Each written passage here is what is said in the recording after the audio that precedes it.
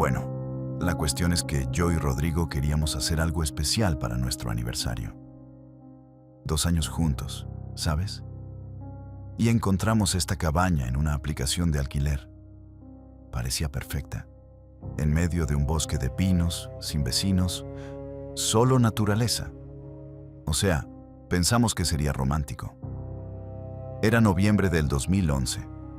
Cogimos su Toyota 4x4, condujimos hasta allí con la radio sonando esa canción de Call Me Maybe, ya sabes cuál. La cabaña era más pequeña que en las fotos, pero acogedora. Estufa de leña, un porche, silencio. Mirando atrás, debería haberme dado cuenta de que ese silencio no era paz, era una espera. La primera noche preparamos la cena, abrimos una botella de vino. Todo parecía bien. Pero cerca de la medianoche, las luces se apagaron. Todas. O sea, se fue la electricidad por completo. Nos quedamos a oscuras un momento. Rodrigo buscó su móvil y usó la linterna. Bajó al sótano a revisar el automático. No había saltado nada. Fue entonces cuando recordamos que el anuncio decía que había un generador de respaldo en un cobertizo detrás de la casa.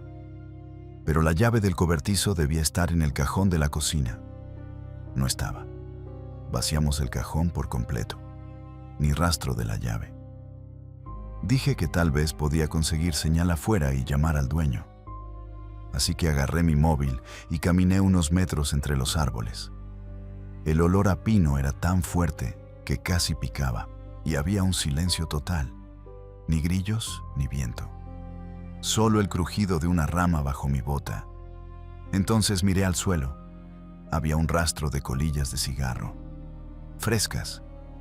Iban desde el porche trasero de la cabaña hacia el bosque. Rodrigo no fuma.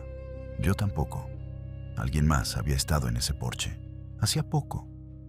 Corrí dentro. Le conté a Rodrigo lo que vi. Intentó quitarle importancia. Seguro que fue una subida de tensión por la tormenta. Pero no había tormenta. El cielo estaba despejado. Y entonces Rodrigo cogió la linterna. Dijo que iba a revisar el cobertizo de todas formas, a ver si el generador estaba sin llave. Abrió la puerta trasera. Entró el frío. Lo vi caminar hacia el cobertizo, con el haz de luz saltando en el suelo.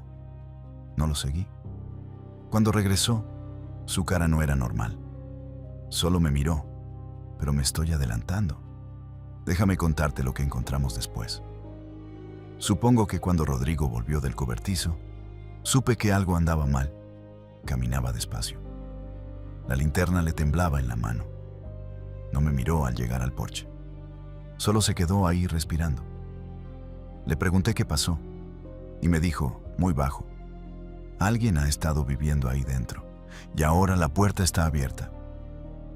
Sentí un vacío en el estómago, pero intenté pensar con claridad. Le dije que tal vez solo era un ocupa, ¿sabes?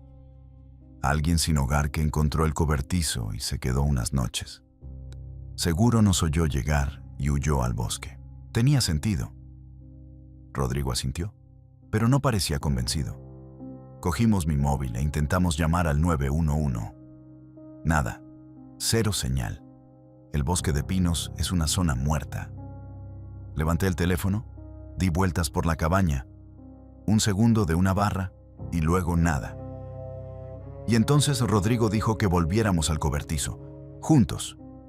Quería ver si quien fuera había dejado algo. Lo primero que me golpeó fue el olor, humo de cigarro. Fuerte, reciente, como si alguien acabara de apagarlo. Rodrigo apuntó con la linterna al suelo cerca de la puerta del cobertizo. Más colillas, Marlboro rojas, la misma marca. Docenas esparcidas en la tierra. Y dentro del cobertizo encontramos una manta, vieja, gris, que olía a sudor. Unas botellas de agua vacías. Una mochila rota. Le susurré a Rodrigo que debíamos irnos ya. Pero él dijo que el 4x4 estaba ahí mismo. Podíamos conducir. Así que nos dimos la vuelta para regresar a la cabaña. Y entonces lo oímos. Un crujido. Desde el borde del bosque. No era un animal. Sé cómo suenan los ciervos. Aquello era algo arrastrándose o alguien cambiando de peso. El sonido de una bota sobre hojas secas. Rodrigo me agarró del brazo. Apuntó la linterna hacia los árboles. Nada se movía. Solo oscuridad. Dije, tal vez un cazador o un vagabundo de paso. Pero no me lo creía. Mi propia voz sonaba falsa. Rodrigo no respondió. Estaba mirando la línea de árboles, con la boca abierta. Y entonces el crujido volvió a oírse. Más cerca. No dormimos nada esa noche. O sea, ¿cómo podríamos? Cada vez que cerraba los ojos, volvía a oír ese crujido. Rodrigo repetía que debíamos esperar hasta la mañana, con luz, más seguros. Acepté, pero la piel me hormigueaba todo el tiempo. Así que, en cuanto el cielo empezó a ponerse gris, Rodrigo dijo que quería revisar el cobertizo otra vez. Le dije que era una locura, pero él argumentó que necesitábamos ver si quien fuera había dejado algo que nos dijera quiénes eran. Y, honestamente, no quería quedarme sola en la cabaña, así que fui con él. El aire afuera estaba húmedo, frío, y ese olor me golpeó de nuevo, a podredumbre, como si algo hubiera quedado descomponiéndose entre los árboles. Intenté no respirar hondo. Rodrigo tiró de la puerta del cobertizo. Al principio estaba atascada, luego se dio con un gemido. Dentro, la linterna nos mostró todo. Un saco de dormir, abierto. Envoltorios de comida vacíos. Un cuchillo pequeño en el suelo, con la hoja abierta. Y el generador. Rodrigo se arrodilló y lo miró. Dijo que la línea de combustible estaba cortada. Un corte limpio, como con ese cuchillo. Recogí uno de los envoltorios. Una lata de judías. La etiqueta rota, pero se leía mejor antes de 2009. 2 años vieja. Quienquiera que estuviera allí había estado comiendo comida caducada. Rodrigo se puso de pie rápido. Susurró que debíamos irnos. En ese momento, asentí. Nos giramos hacia la puerta, y fue entonces cuando lo oímos. Un rasguido metálico, detrás de la cabaña, como si algo arrastraran sobre metal, o alguien pasando un cuchillo por el costado del generador. Nos quedamos helados. Rodrigo apuntó la linterna hacia la parte trasera de la cabaña. Nada, nadie, solo los árboles. Dijo, debe habernos oído y habrá huido más adentro del bosque. Pero le temblaba la voz, y supe que tampoco se lo creía, porque el sonido venía de detrás de la cabaña, y el bosque estaba delante de nosotros. Y entonces llegó la mañana. Bueno, apenas. El cielo estaba gris, como agua de fregar. No habíamos dormido. Solo estábamos sentados en el suelo de la cabaña, con la espalda contra la pared, escuchando el silencio. Así que Rodrigo dijo que debíamos hacer las maletas e irnos. Ya. No discutí. Metimos las cosas en las bolsas. Ni siquiera comprobamos si olvidábamos algo. Solo queríamos estar en el 4x4 y largarnos. Llegamos al coche. Rodrigo giró la llave. Nada. Ni un clic. Solo silencio. Lo intentó otra vez. Lo mismo. El reloj del salpicadero seguía marcando las 3:17 de la mañana. La hora en que se fue la luz. O sea, ese reloj ni siquiera parpadeaba. Simplemente se había quedado congelado. Rodrigo abrió el capó. Yo me quedé detrás de él, mirando los árboles. Olor a tierra húmeda. Frío. Se inclinó y luego se quedó callado. ¿Qué? Dije. Señaló. Los cables de los bornes de la batería estaban sueltos, ambos, como si alguien los hubiera quitado y vuelto a poner solo lo suficiente para que parecieran normales. Rodrigo susurró que necesitas una llave para eso, de una medida específica. Alguien lo había hecho a propósito.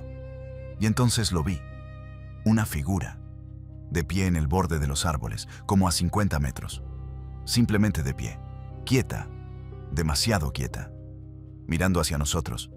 Rodrigo gritó algo como, «¡Oye!». La figura no se movió durante un segundo. Luego simplemente desapareció, como si se hubiera escondido tras un árbol, pero no había ningún árbol allí. Rodrigo me agarró del brazo. Dijo, puede que el frío haya matado la batería y eso solo fue un ciervo. Pero le temblaba la voz y los dos corrimos de vuelta al interior. Empujé la cómoda pesada contra la puerta. Rodrigo revisó las ventanas. No dijimos nada. Entonces oímos el primer golpe y luego llegó la segunda noche. Supongo que para entonces ya sabíamos que nadie vendría a ayudarnos. Sin señal, sin coche, sin vecinos. Solo nosotros y la oscuridad. Nos turnamos para mantenernos despiertos. Rodrigo empezó primero. Yo intenté dormir en el suelo, pero cada vez que cerraba los ojos veía esa figura en el borde del bosque. Ya sabes cómo es eso. El cerebro no se apaga. Así que, alrededor de las 2 de la mañana, yo ya estaba despierta. Rodrigo tenía la espalda contra la ventana, vigilando la puerta. Y fue entonces cuando lo oímos. Pasos, lentos, deliberados, en el porche de madera de fuera, no corriendo, no sigilosos, solo caminando. Un paso, pausa, otro paso, como alguien que se toma su tiempo. Agarré el brazo de Rodrigo. Él se llevó el dedo a los labios. Ni respiramos. Entonces, un golpe suave, no fuerte, solo 3 toques, como un visitante, como alguien que sabía que estábamos ahí dentro. Luego nada. Silencio. Rodrigo se levantó despacio. Se acercó a la ventana y miró hacia afuera. Vi cómo sus hombros se relajaban un poco. Se giró hacia mí y susurró que no había nadie. Pero cuando se dio la vuelta, yo lo vi. Una huella de mano húmeda, en el exterior del cristal, fresca. Los dedos estaban separados, como si alguien hubiera presionado la palma contra la ventana. Pero Rodrigo acababa de mirar. No había nada hace un segundo. Le susurré que mirara otra vez. Lo hizo. Todo su cuerpo se puso rígido. Fue entonces cuando oímos el tirador de la puerta principal moverse. Alguien lo intentaba. Giraba despacio, de un lado a otro. Supongo que dije algo como, será un animal, ¿no? Los mapaches pueden sonar como pasos. Pero no me lo creía. Rodrigo me agarró de la mano y me llevó hacia el dormitorio.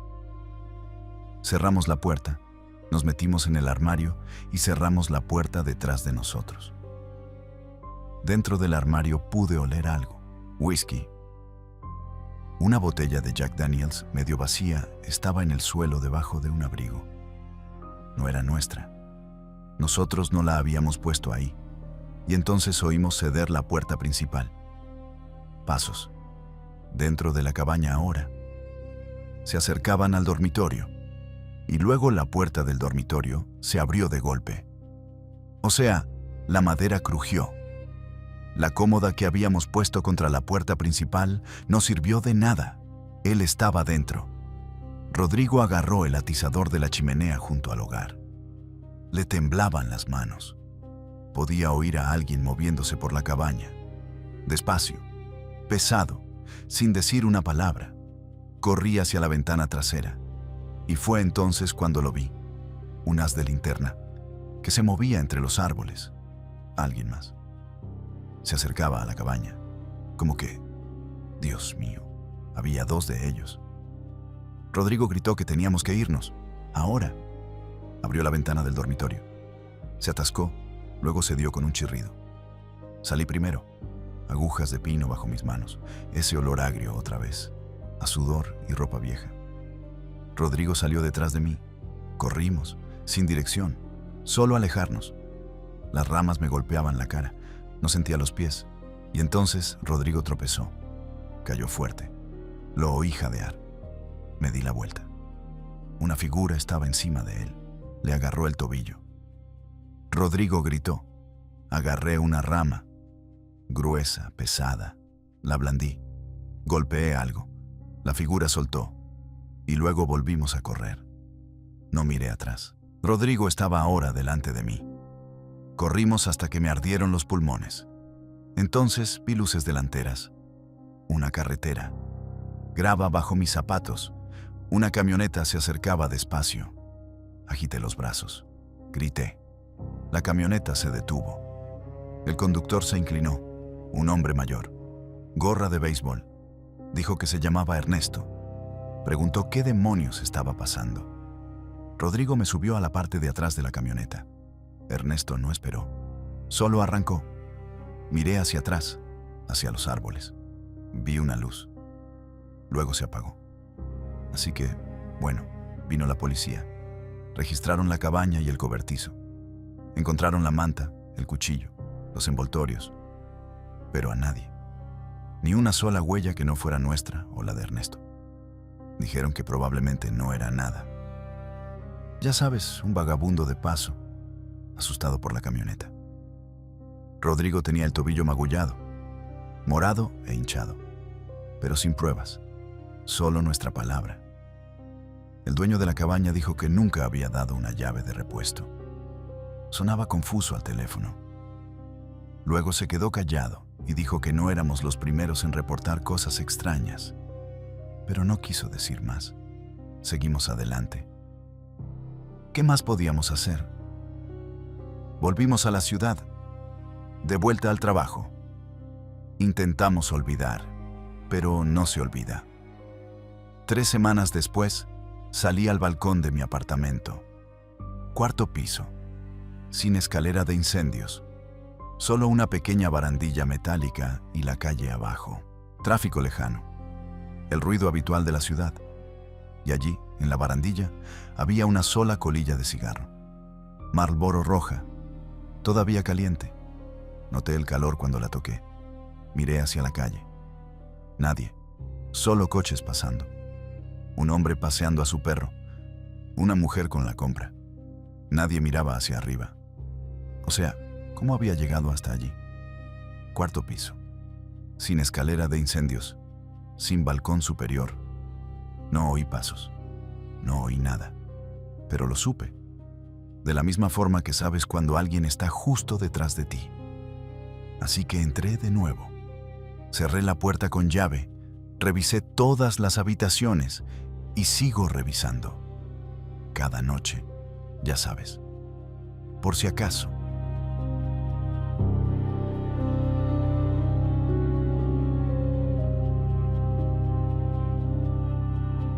Bueno, todo esto pasó en la primavera del 2009. Lo sé porque acabábamos de dejar la Explorer de mi amigo Marcos en el inicio del sendero. La camioneta olía a patatas viejas y a esperanza. Íbamos a hacer un tramo del sendero de los Apalaches, en Virginia. Solo éramos 4. Yo, Marcos, Sara y Javier. El grupo de siempre. Amigos de la universidad tratando de sentirse vivos antes de que los trabajos de verano nos devolvieran a la realidad. Ese primer día fue perfecto. Cielo azul, brisa fresca, el tipo de clima que te hace creer que nada malo puede pasar. Caminamos unas 9 kilómetros y encontramos un bonito campamento escondido entre 2 montañas. Montamos las tiendas mientras Javier cocinaba la cena en esa pequeña hornilla de la que estaba tan orgulloso. Y luego, mientras el sol se ponía, nos sentamos alrededor del fuego. Lo que no sabía entonces era que David no estaba solo de paso. Ya estaba en su casa. Pero esa noche yo me sentía seguro. Todos lo sentíamos. El fuego crepitaba con ese sonido seco y leñoso que te hace sentir como en una película. El olor a pino era tan fuerte que casi dolía al respirar, como si Navidad y el camping se hubieran juntado. Estábamos cansados, sí, pero felices. Ese cansancio en el que te duelen las piernas, pero tu cabeza está en silencio. Marcos contaba una historia estúpida de su jefe. Sara se reía tan fuerte que hasta resoplaba. Javier atizaba el fuego con un palo, mirando fijamente las llamas. Y recuerdo haber pensado, esto es la libertad. Sin cobertura, sin fechas límite. Solo el bosque y nosotros. Y ese fue el problema. Estábamos demasiado cómodos. demasiado seguros de que lo único que había ahí fuera eran ciervos, mapaches y quizás otro senderista cerca. Ya sabes cómo es. Te convences de que la oscuridad es solo oscuridad, de que el ruido entre los árboles es solo el viento. Pero mirando atrás, esa noche tenía un peso, como si algo ya estuviera observando desde el borde de la luz del fuego. Solo que todavía no queríamos verlo. Total, terminamos de cenar, apagamos las brasas con tierra y nos metimos en las tiendas. Subí la cremallera del saco hasta la barbilla y me quedé escuchando a Javier roncar en la tienda de al lado. El fuego se había reducido a susurros anaranjados. Y recuerdo pensar, justo antes de que me venciera el sueño, que el bosque se había quedado completamente en silencio. Ni grillos, ni búhos, solo el sonido de mi propio corazón. Y entonces cerré los ojos. No sé cuánto tiempo estuve dormido. 1 hora, 2, pero algo me despertó. No fue un sonido exactamente, más bien una sensación. ¿Sabes cuando alguien está muy cerca de ti, incluso con los ojos cerrados, verdad? Pues eso. Abrí la cremallera de la tienda y salí. El fuego se había apagado hasta quedar solo brasas, y ahí estaba él. Un tipo de unos 35 años, sentado en un tronco justo donde antes estaba Marcos. Barba descuidada, sudadera sucia, sin mochila. Nada, solo él. Se giró y sonrió como si nos hubiera estado esperando. Al principio parecía completamente normal. Levantó la mano y dijo que se llamaba David, que llevaba unas semanas caminando por el sendero, que se había separado de su grupo y que había visto nuestro fuego. Tenía sentido, ¿no? La gente se pierde ahí fuera. Sara salió de su tienda, luego Marcos y Javier. David era amable, muy amable. Sacó una bolsa de su mezcla de frutos secos casera del bolsillo de la sudadera, pretzels, M&M, cacahuetes, y nos ofreció. Sara cogió un puñado, Javier también. Y entonces David le dio a Sara una lata de refresco bien fría. ¿Cómo? No llevaba mochila. Solo sonrió y dijo que había escondido algunas provisiones cerca. Eso debería habernos parecido raro, pero ya sabes cómo es alrededor de un fuego por la noche. Todo parece estar bien. Total, que David empieza a contar chistes. Tontos, de esos que cuenta tu tío en Nochebuena. Pero nos reímos porque el bosque estaba oscuro y él era cálido y humano. Nos preguntó de dónde éramos, hacia dónde íbamos, cuánto tiempo íbamos a estar fuera. Cosas normales, amistosas. Pero esto es lo que noté después. Preguntó por nuestros teléfonos, por nuestras carteras. Dijo algo como, hay que tener cuidado con las cosas de valor aquí fuera. Pasa gente, nunca se sabe. Y se rió al decirlo, como si fuera un chiste. Marcos le preguntó a David dónde tenía su equipo. David solo señaló la oscuridad y dijo, no lejos, conozco muy bien estos bosques. Y recuerdo que el humo del fuego me vino directamente a la cara. Ese olor fuerte y picante. Parpadeé y tosí. Cuando abrí los ojos, David me estaba mirando fijamente. No enfadado, solo observando, como si estuviera memorizando mi cara. Me dije a mí mismo que solo era un tipo solitario que amaba el bosque. Eso es lo que quería creer. O sea, ¿quién recorre los Apalaches solo y sin mochila? Un bicho raro, seguro, pero no una amenaza. El fuego crujió. Un leño se partió y echó chispas. David se acercó más al calor y nos preguntó si teníamos un mapa. Javier sacó uno. David pasó el dedo por el sendero y señaló un refugio a unos 13 kilómetros al norte. Dijo que deberíamos acampar allí la noche siguiente, que era más seguro. Más seguro. Esa palabra se me quedó grabada, pero estaba cansado. Todos lo estábamos. David dijo que dormiría junto al fuego y que se iría antes del amanecer para no molestarnos. Marcos se encogió de hombros y volvió a su tienda. Javier lo siguió. Sara me susurró que David parecía agradable, solo un poco raro. Me metí en el saco y me quedé escuchando. El fuego crepitaba. Unas pisadas rodearon la tienda una vez, 2 veces. Luego nada. Y justo antes de quedarme dormido, escuché a David susurrar algo. No a mí, a sí mismo. Solo 2 palabras. Listos. Y entonces, supongo, David se acomodó junto al fuego. No nos dormimos de inmediato. O sea, como podríamos. Había un extraño sentado en un tronco, comiendo nuestras cosas, actuando como si fuera su casa. Pero estaba tan relajado. Eso es lo que me llamó la atención.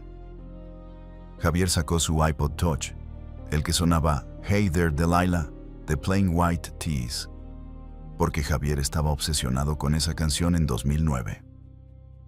Lo puso en el altavoz, muy bajito, solo para tener algo de ruido de fondo. David miró el iPod y sonrió. Dijo que no veía uno de esos desde hacía tiempo. Luego David empezó a hablar. No de él, sino del sendero. Lo sabía todo. Cada nombre de refugio, cada fuente de agua, cada sitio donde el sendero se complicaba. Nos habló de un refugio a unos 5 kilómetros al norte que estaba abandonado desde los 80. Dijo que un excursionista desapareció allí y que nunca encontraron el cuerpo. Se rió al decirlo, como si fuera un chiste. Pero luego se puso más detallista. Habló de patrones del tiempo. Cómo cambia el viento antes de una tormenta, cómo se acumula la niebla en ciertos valles. Mencionó 3 grupos diferentes que habían perdido todo su equipo el año anterior. Dijo que dejaron las mochilas fuera de las tiendas y despertaron sin nada. Sara le preguntó cómo sabía todo eso. David solo señaló la oscuridad y dijo: «Presto atención. Recuerdo el silencio que siguió. No el silencio bueno, sino el pesado. El fuego crujió una vez y ya está». David se inclinó y preguntó por nuestras carteras, nuestros teléfonos. ¿Dónde los guardábamos por la noche? Dijo que era un consejo de seguridad, que deberíamos guardarlo todo dentro del saco, no en las mochilas. Porque pasa gente por estos bosques y nunca se sabe quién está mirando. Nos reímos y lo ignoramos. O sea, el tipo era raro. Sí, pero parecía inofensivo. Marcos bromeó diciendo que David parecía un monitor de campamento. Javier se quedó dormido allí mismo, con su iPod todavía sonando. Sara bostezó y dijo que se iba a la cama. David sonrió y dijo que él vigilaría un rato. Prometió que se iría temprano, antes del amanecer. Dijo que no quería molestarnos. Total, todos nos metimos en las tiendas. Me subí la cremallera del saco y me quedé mirando el techo de malla. El fuego aún crepitaba afuera. Podía oír a David tararear algo, bajo y lento. No era una canción que reconociera. Y entonces, supongo, todo se quedó en silencio. Sin crepitar el fuego, sin pasos.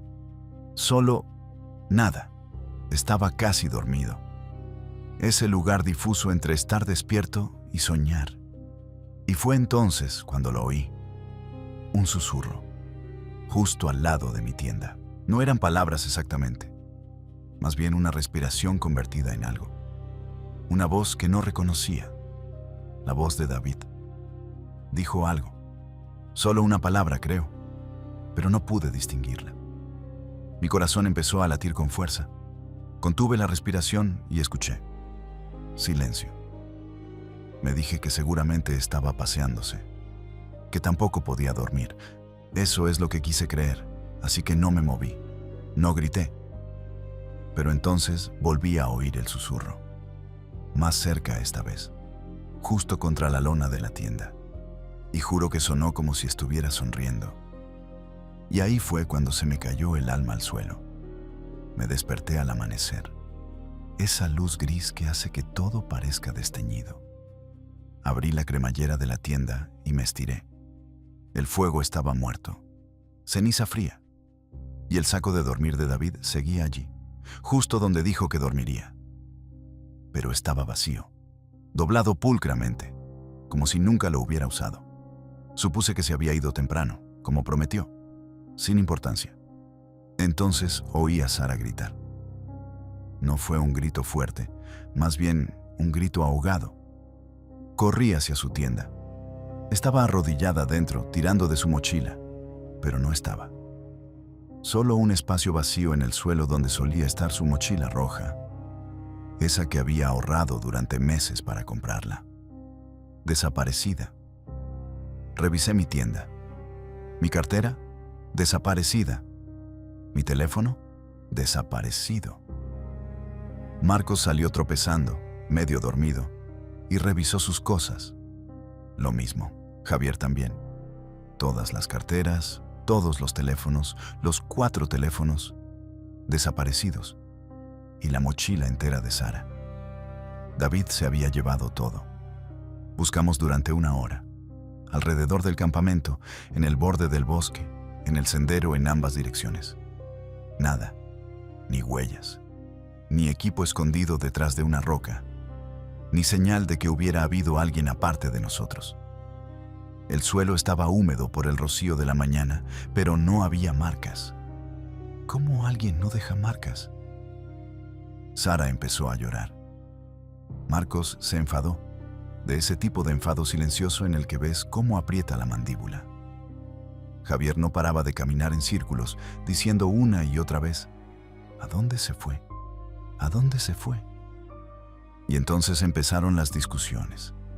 Marcos dijo que deberíamos volver al coche. Javier dijo que seguir adelante era más rápido para llegar al próximo pueblo. Sara dijo que no le importaba, que solo quería su mochila. Yo me quedé allí, escuchando el roce de la tienda vacía detrás de mí. Ese nylon ondeando con la brisa. Sonaba como alguien susurrando. Intenté pensar. Quizás David se fue muy temprano y cogió la mochila equivocada sin querer. Dije eso en voz alta. Nadie respondió. Porque nadie lo creía. No coges 4 carteras, 4 teléfonos y una mochila específica por error. No doblas tu saco de dormir como un soldado si solo eres un tipo cualquiera. Así que decidimos seguir adelante, unos 20 kilómetros hasta el pueblo más cercano. Sin comida, salvo lo que quedaba en la mochila de Marcos y la de Javier. Sin filtro de agua, estaba en la mochila de Sara. Sin forma de llamar a nadie. Sin saber ni qué hora era. Miré atrás, al campamento, por última vez. El fuego frío. El saco de dormir doblado. Y entonces lo oí. Un roce entre los árboles detrás de nosotros. No era el viento. Demasiado deliberado. Me giré rápidamente. Nada. Solo el olor a tierra húmeda y el silencio. Marcos me preguntó si estaba bien. Dije que sí. Pero no lo estaba. Porque todavía sentía una mirada en la nuca. Y sabía que David no se había ido. Estaba mirando. Creímos que lo peor había pasado. Solo teníamos que caminar 20 kilómetros, ¿no? ¿Qué tan malo podía ser? Bastante malo, la verdad. Repartimos lo que quedaba. Marcos tenía media bolsa de cecina. Javier unas cuantas barritas de cereales. Eso era todo. Sin filtro de agua, bebimos directamente de los arroyos. Probablemente una estupidez, pero nos daba igual. Solo queríamos salir de allí. Los primeros 5 kilómetros fueron bien. Nadie hablaba mucho. Solo pasos sobre la tierra. Pasos detrás de nosotros también, o eso me parecía. Cada vez que miraba atrás, no había nada. Solo árboles, solo sombras. Pero no podía quitarme esa sensación. ¿Sabes ese olor agrio del sudor cuando tienes miedo? Ese era yo. Todo el camino, Sara iba adelante con Marcos. Javier caminaba a mi lado. Nadie dijo el nombre de David. Era como si no lo nombráramos. No sería real. Hacia el kilómetro 8 empezaron los reproches. Marcos dijo que Javier debería haber vigilado. Javier dijo que Marcos había invitado a David a sentarse. Sara soltó que ninguno de nosotros dijo nada cuando David preguntó por nuestras carteras. Y tenía razón. Todos nos quedamos allí como idiotas, riéndonos de sus chistes, comiendo su mezcla de frutos secos. Les dije que pararan. No sirvió de nada. Estábamos cansados, hambrientos y asustados. Mala combinación. Alrededor del kilómetro 13, nos cruzamos con otros 2 senderistas. Una pareja de unos 40 y tantos. Nos preguntaron si estábamos bien. Marcos les contó lo de David. El chico negó con la cabeza y dijo que no había visto a nadie con esa descripción. La mujer nos ofreció agua. La aceptamos y seguimos. Recuerdo haber pensado, ¿cómo puede alguien desaparecer así? 10 kilómetros de sendero detrás de nosotros, sin rastro de él. Ni huellas, ni basura, nada. Como si fuera un fantasma. Cuando llegamos al kilómetro 18, me temblaban las piernas. Sara volvía a llorar, pero en silencio. Marcos había dejado de hablar por completo. Javier seguía revisando su bolsillo vacío donde solía estar su teléfono.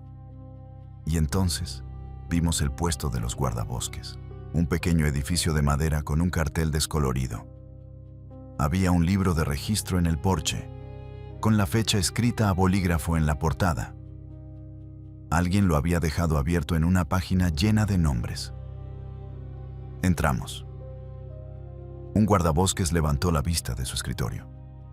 Mayor, gafas, ojos cansados. Marcos empezó a hablar rápido, demasiado rápido. Sobre David, las carteras, la mochila de Sara. El guardabosques asintió. Anotó algunas cosas en una libreta.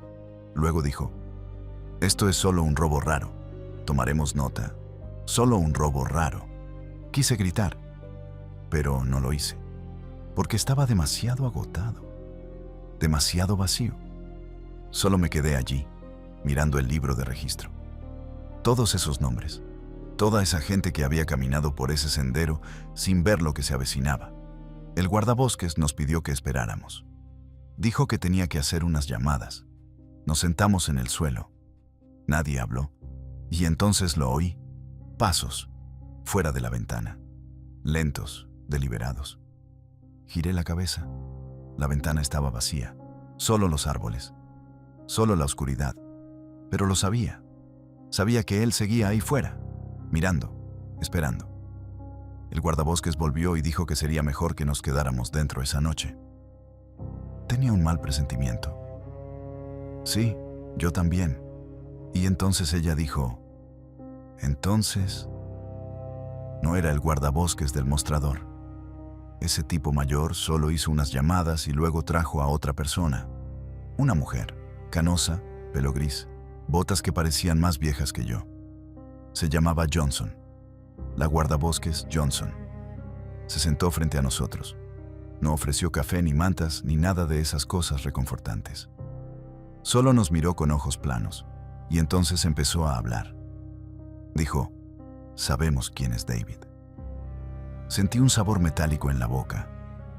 Ese sabor de la adrenalina, como si lamieras una pila. Me temblaban las manos, pero no me di cuenta hasta que Sara agarró una. La guardabosques Johnson dijo que David no era un senderista. Nunca lo había sido. Vivía en el bosque a tiempo completo. Llevaba años ahí fuera. Dijo que habían intentado encontrarlo quizás 7 u 8 veces. Nunca se acercaron, y luego dijo que ya lo había hecho antes. 6 grupos más en los últimos 2 años. Lo mismo. Aparece junto al fuego, se hace el amigable, pregunta por objetos de valor, espera a que todos duerman. Luego se lleva carteras, teléfonos y una mochila. Nunca más que eso. Nunca usa la violencia. Pregunté por qué. Ella solo se encogió de hombros. No necesita mucho, dijo. Solo lo suficiente para intercambiar o vender. Conoce el terreno mejor que cualquiera de nosotros. No huye de nada. Vive ahí. La comisaría olía a podrido. Madera vieja, papel húmedo. Algo dejado demasiado tiempo en un rincón. No podía dejar de respirar por la boca. Marcos preguntó por qué no lo habían atrapado. La guardabosques Johnson miró sus botas. Dijo que habían puesto cámaras de rastreo, hecho barridos, hablado con senderistas. Pero David siempre lo sabía. Siempre se adentraba más antes de que se acercaran. No está perdido ahí fuera, dijo. Está en su casa. Y entonces lo entendí. David no era un tipo despistado que tomó un mal desvío. No era un desesperado ni un loco. Estaba cazando. No por sangre, sino por algo peor. Por el hecho de que nos sentamos y confiamos en él. Por la forma en que nos reímos de sus chistes y aceptamos su refresco. La guardabosques Johnson se puso de pie. Dijo que iba a hacer el informe, pero que no esperáramos mucho. Sin teléfonos, sin carteras, sin mochila. Señaló por la ventana su camioneta, con el adhesivo descolorido. Dijo que nos llevaría al pueblo por la mañana. Tuvieron suerte, dijo. Podría haberse llevado más. Miré la ventana. El cristal estaba sucio. Al otro lado, solo árboles. Solo oscuridad. Y entonces vi algo moverse. Una sombra. Solo un destello. Cuando parpadeé, había desaparecido. Pero lo sabía. Sabía que él seguía ahí fuera, mirando, esperando la próxima fogata. A la mañana siguiente, la guardabosques Johnson nos llevó al pueblo en su camioneta. Olía a café y a tierra. Nadie habló. Sara miró por la ventanilla. Marcos mantenía las manos entre las rodillas. Javier se durmió contra el cristal. Pusimos una denuncia en la comisaría del condado. El oficial lo anotó todo. Asintió mucho. Dijo que lo investigarían. Ya sabes cómo va eso. Nunca encontraron a David. Nunca encontraron nuestros teléfonos, nuestras carteras, ni la mochila roja de Sara. El caso se enfrió a las 3 semanas. Solo otro expediente en un cajón. Intentamos seguir adelante. Conseguimos documentos nuevos, tarjetas nuevas, teléfonos nuevos. Sara compró otra mochila, azul esta vez. No hablamos del sendero. No hablamos de David. Fue como si todos hubiéramos acordado fingir que nunca pasó. Pero yo no podía olvidarlo. ¿Conoces esa sensación de que alguien está detrás de ti, incluso cuando estás solo? Empezó con pequeñas cosas. Un roce entre los arbustos fuera de mi apartamento. Una figura al borde del aparcamiento al atardecer. Me giraba y no había nada. Solo sombras, solo árboles. Me dije que no era nada. Probablemente el estrés. Mi cabeza jugándome malas pasadas. Unas 6 semanas después de volver, llegué a casa un martes. Lo recuerdo porque había un envoltorio de chocolate en los escalones del porche. Yo no había comprado ese chocolate. Nadie en mi edificio comía esa marca. Y al lado del envoltorio, la mochila roja de Sara. Vacía. Las cremalleras abiertas. Dentro, solo una cosa. Un papel doblado en 4. Letra pulcra. Tinta azul. Gracias por la compañía. David, llamé a la policía. Vinieron, se llevaron la mochila y me hicieron algunas preguntas. Uno de ellos dijo que probablemente era un imitador o una broma. Alguien que había oído la historia y quería meterse conmigo. Nunca encontraron huellas dactilares, así que ya no duermo con las ventanas abiertas. Reviso las cerraduras 3 veces antes de acostarme. Y a veces, tarde por la noche, cuando la casa está completamente en silencio, oigo pasos sobre la grava afuera. No son fuertes, solo un roce. Solo lo suficiente para saber que no estoy solo. Miro por la ventana, nunca hay nadie, pero los arbustos aún se mueven.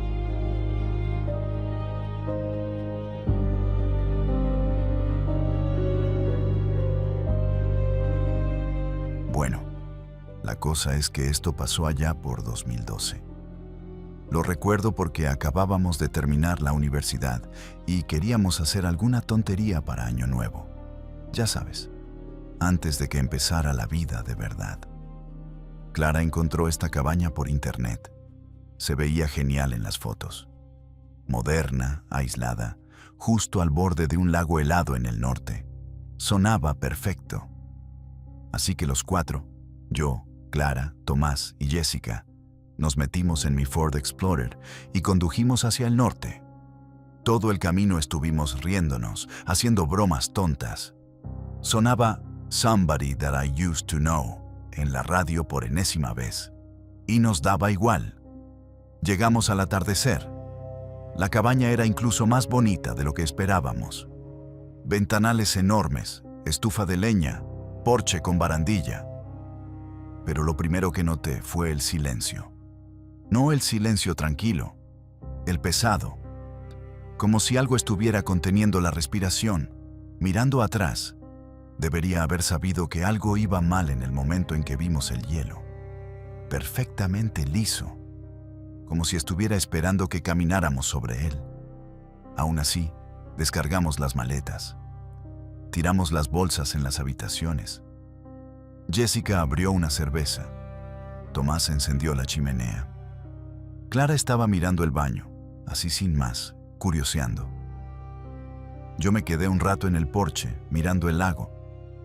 El olor a pino era tan intenso que casi dolía. Y el hielo no paraba de hacer ruidos.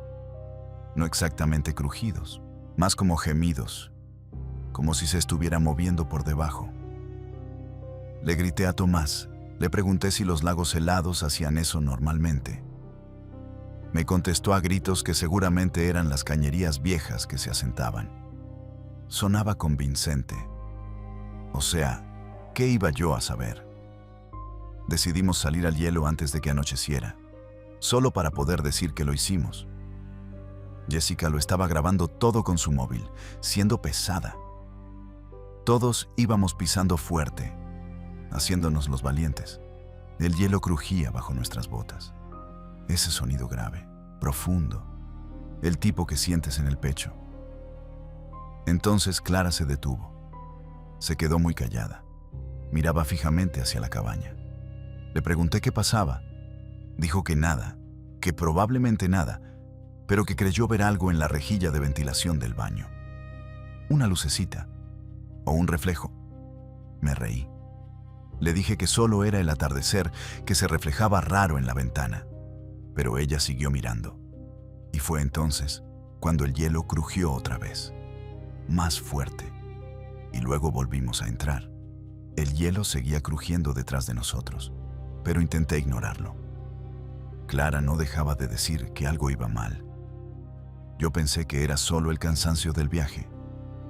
Total, que estamos todos en la cocina. Jessica agarra otra cerveza. Tomás trastea con la estufa de leña. Clara dice que va a ducharse.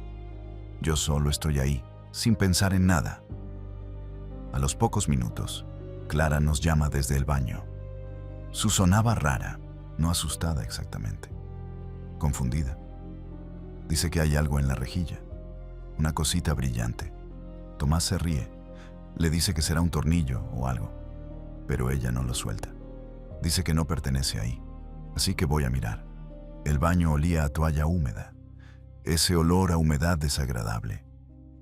Clara señala hacia arriba, a la rejilla de ventilación sobre la ducha, y lo veo.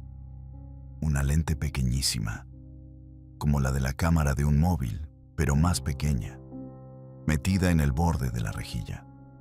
Digo que quizá es un viejo sistema de seguridad de los dueños anteriores. Pero mientras lo digo, ni yo mismo me lo creo. Entonces Tomás me aparta, agarra la tapa de la rejilla y la arranca de la pared. El ruido fue fortísimo, un chasquido metálico, como si rompieras algo que no debería romperse. Detrás de la rejilla había una cámara. De verdad, cableada a la pared, con una lucecita roja encendida. Nos quedamos allí quietos. Nadie dijo nada. Llega Jessica preguntando qué ha sido ese ruido. Ella también la ve, y entonces creo que todos empezamos a hablar a la vez. Tomás dice que esto es una locura. Clara retrocede. Yo siento náuseas. Tomás arranca la cámara. Los cables saltan chispas. La levanta y dice que tenemos que registrar el resto de la cabaña, cada habitación. Me temblaban las manos, pero empezamos a mirar. Detrás de los espejos, debajo de las estanterías, dentro de los relojes de radio. Y fue entonces cuando Jessica encontró la segunda. en el dormitorio, apuntando directamente a la cama. Al principio no encontramos nada en la sala de estar, pero luego Clara notó un agujero pequeño en la pared junto al televisor. Demasiado perfecto. Tomás mete el dedo y saca otra cámara, del mismo tipo, la misma lucecita roja, 3 cámaras, y todavía no habíamos revisado la cocina. Tomás susurró que teníamos que irnos, ya mismo. Pero cuando saqué mi teléfono de concha, no había cobertura. Ninguna. Jessica probó el suyo. Tampoco. Y entonces Clara gritó desde el pasillo. Había encontrado una 4ª cámara, dentro del detector de humo. Ahí nos dimos cuenta. Alguien no solo estaba mirando, lo habían planeado. Cada habitación, cada ángulo. Tomás dijo que teníamos que salir afuera, intentar llegar a la carretera principal, conseguir señal. Y yo acepté. Pero mientras cogíamos los abrigos, oí algo. Venía del baño otra vez, un zumbido leve, como de electrónica, todavía encendida. Aunque Tomás había arrancado los cables, me di la vuelta.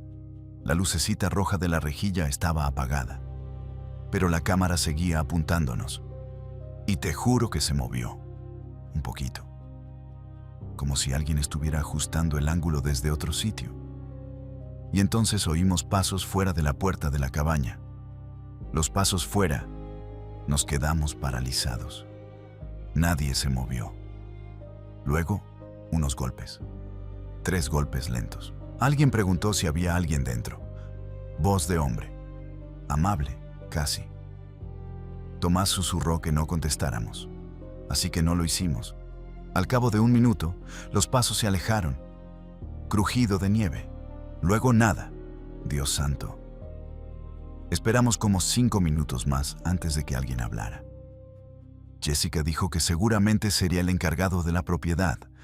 Clara dijo que los encargados no llaman así. Demasiado lento. Demasiado deliberado. Raúl cogió su teléfono, ese Motorola Droid Racer, el del teclado deslizante, y volvió a comprobar.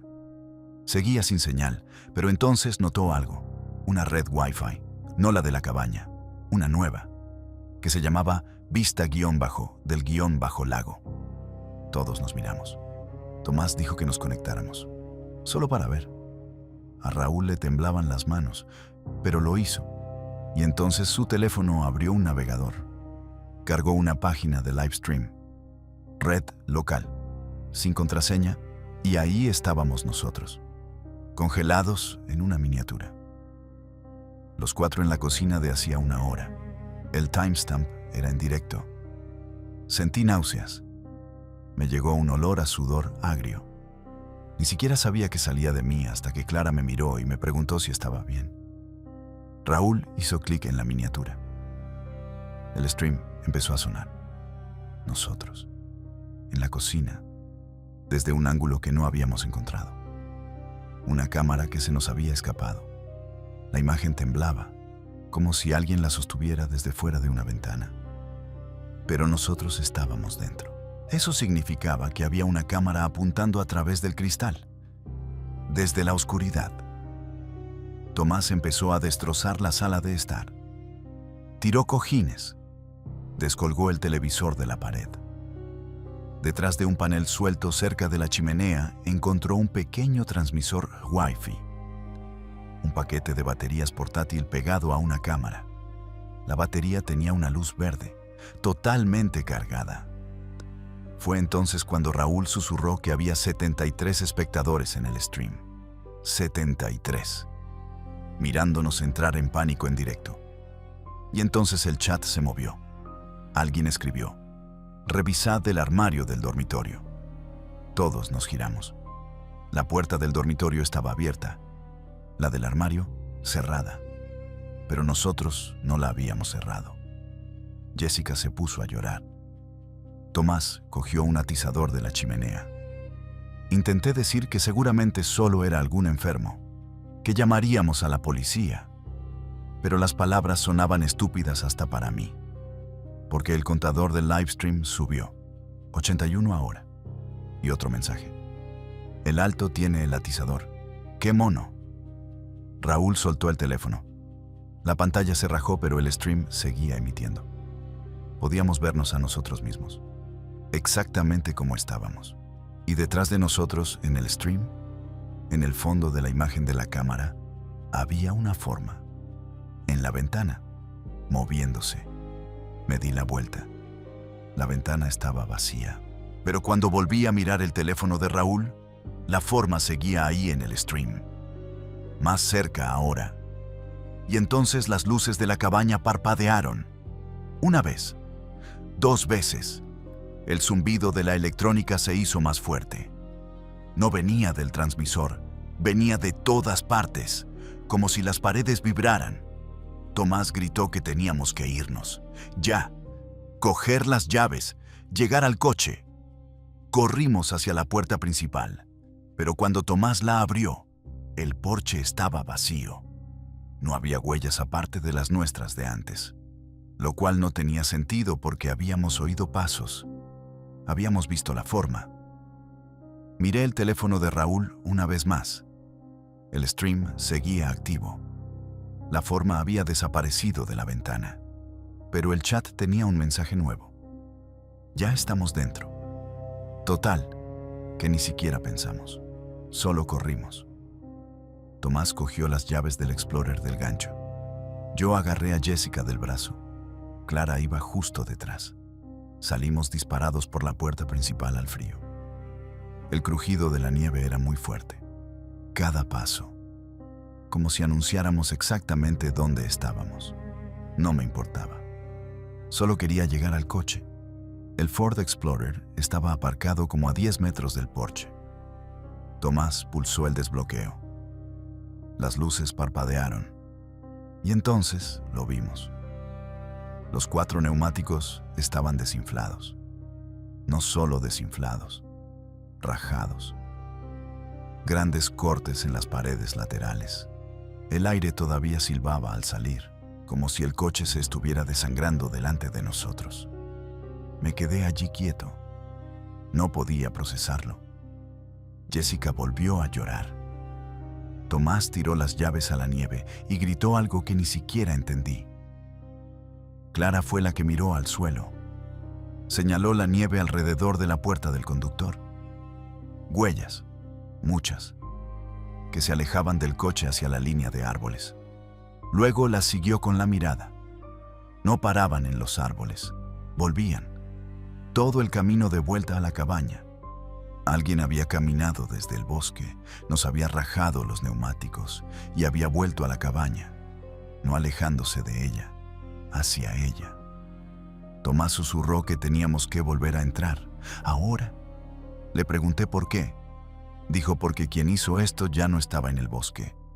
Estaba en la cabaña, o había estado, y quizás seguía allí. Volvimos corriendo. No sé, pensé que igual eran unos adolescentes gastándonos una broma, una tontería, algo de lo que nos reiríamos más tarde.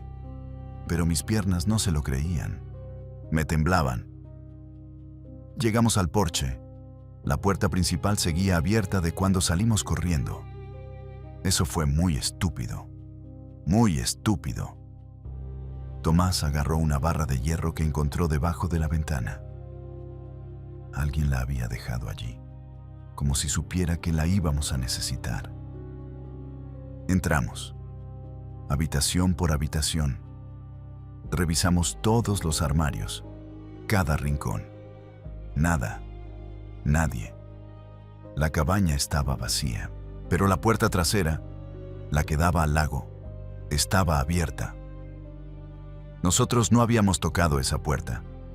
Clara la cerró con llave. Tomás puso una estantería delante. Luego hicimos lo mismo con la puerta principal. Arrastramos el sofá, la mesa de la cocina, todo lo que pesara. Jessica encontró su teléfono.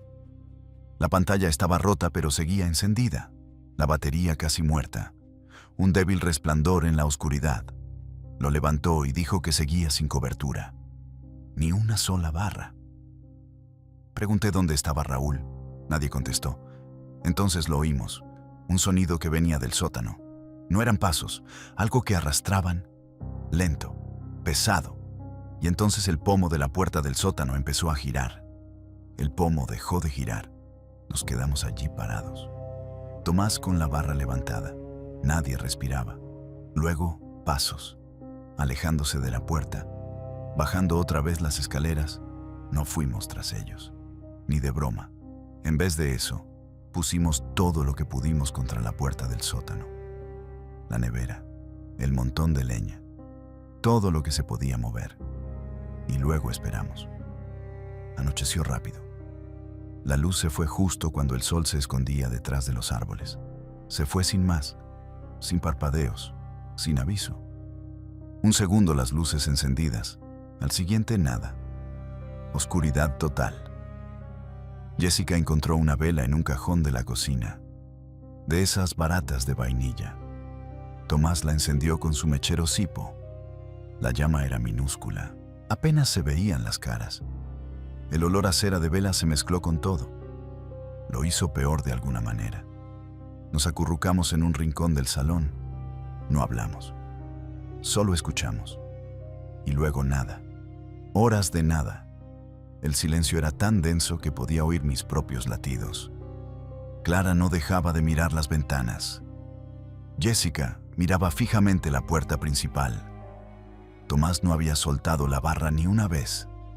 Intenté decir algo, para romper la tensión. Susurré que quizá lo que habíamos oído antes era solo una quitanieves o un cazador. Nadie contestó, ni un asentimiento. Raúl estaba junto a la ventana trasera. Llevaba mucho tiempo callado. Entonces levantó un dedo y se lo llevó a los labios. Todos nos quedamos quietos. Señaló la ventana. Me acerqué, escuché una respiración susurrada al otro lado del cristal, lenta, deliberada.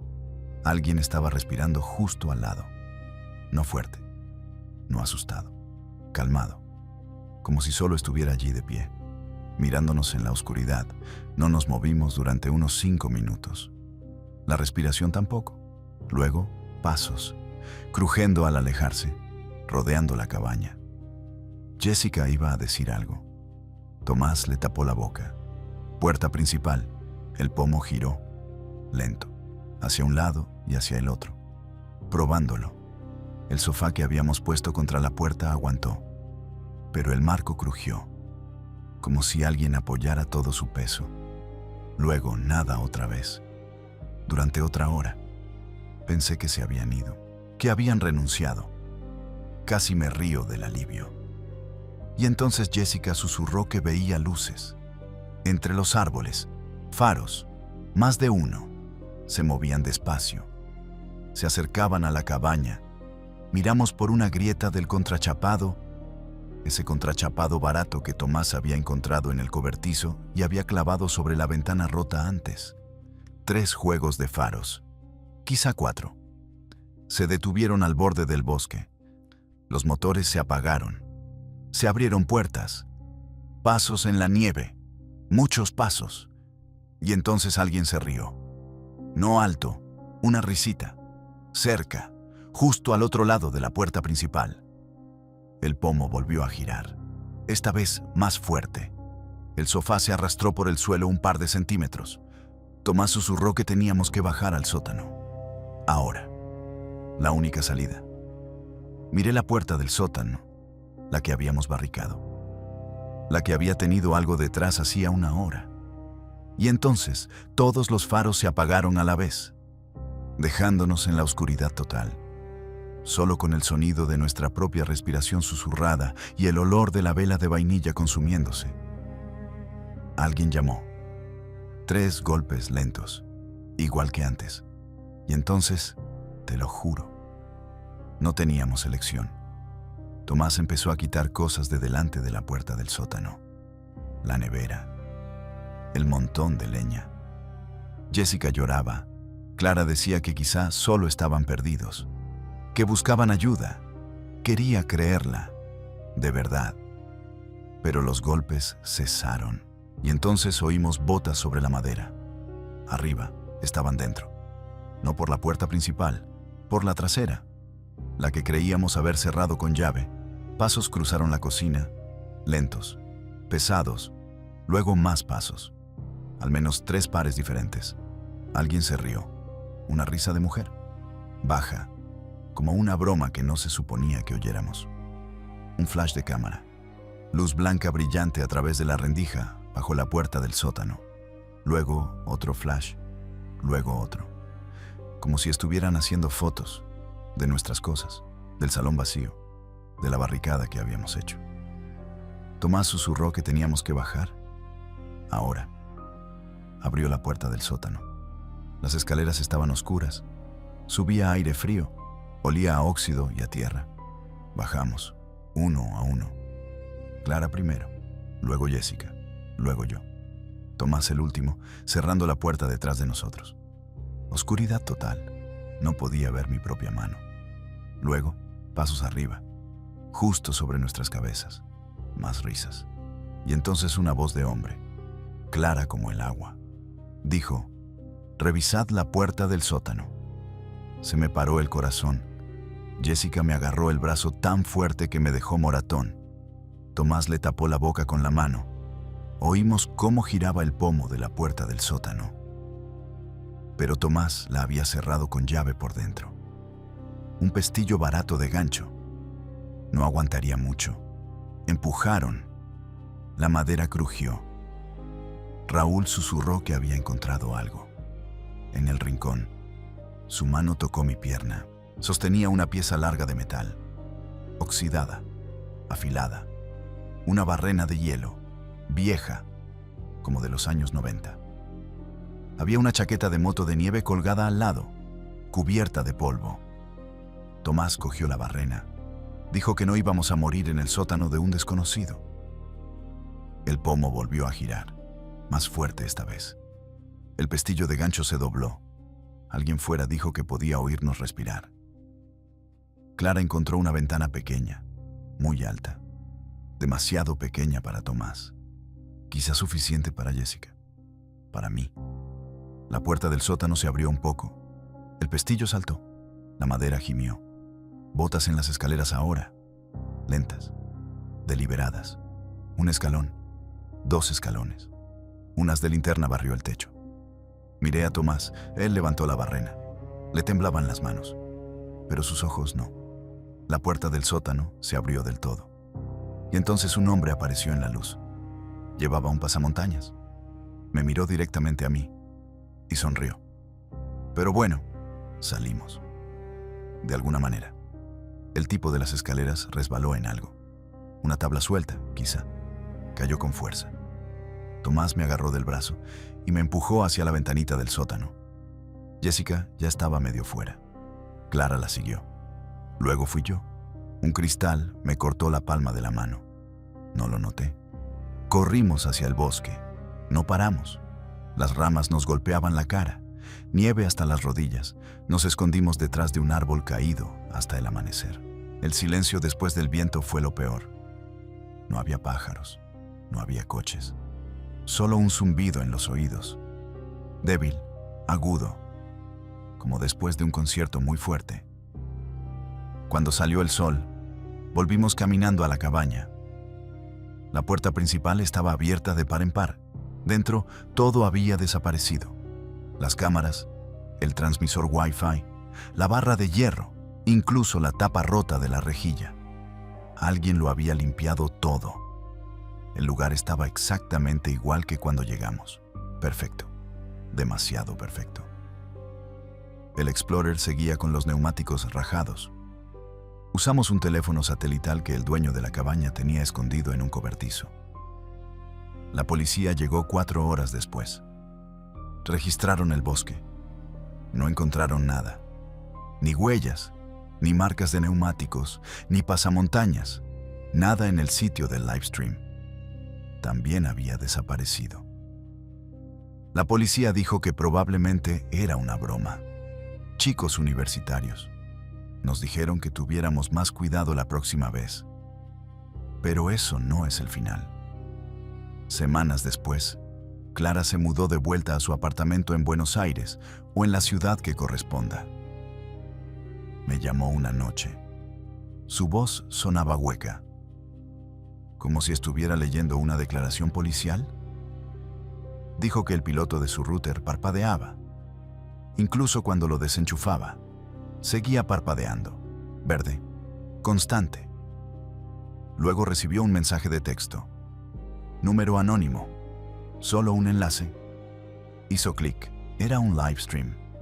Desde dentro del armario de su dormitorio. El ángulo era bajo, como si alguien estuviera sentado en el suelo. Mirándola dormir, miró hacia la puerta de su armario. Estaba abierta unos 8 centímetros, los mismos 8 centímetros que tenía cuando se había acostado. Pero en el stream, la puerta estaba cerrada. Susurró que podía oír una respiración, que no era la suya, que venía del armario.